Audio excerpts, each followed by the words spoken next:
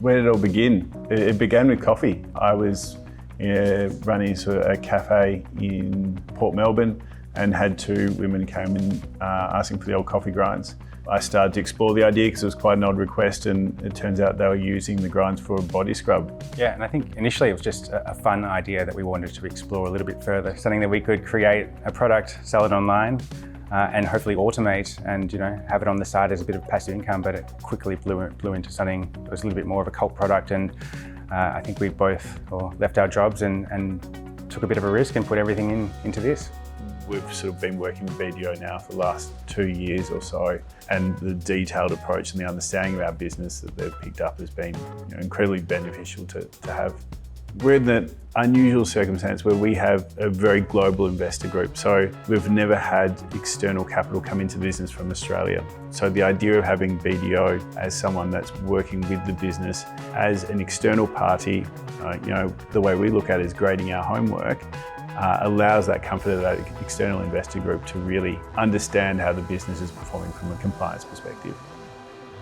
I think we've always been, from the very beginning, about the customer and what she's looking for within her routine. So naturally, if she's looking for a stronger sustainability offering from us within our business and is holding us to a higher regard, we're going to respond to that. Yeah, and a lot of the time we develop products for consumers. So we've got different consumer groups we call Frankfurts, and we ask them what products they want and typically put them the products that they're asking for on roadmaps. So we'll develop them internally, we'll test them within our group in the office or also with some of the consumers.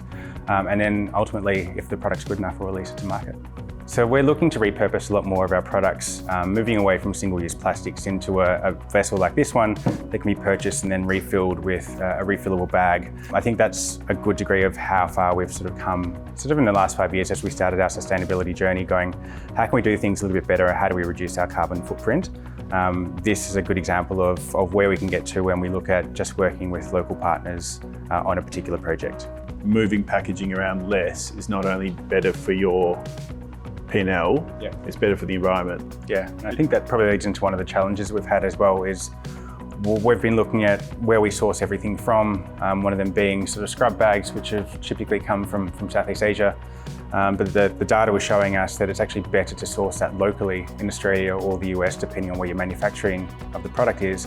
Much like our sustainability journey, our compliance journey is still only at the midpoint. I think as a young business, we don't know what we don't know. So as we go through things with the likes of BDO, they're giving you a framework to work towards and build towards. So we're learning as we go along, learning new financial frameworks that we need to move towards, and it's giving the team some goals to try and achieve.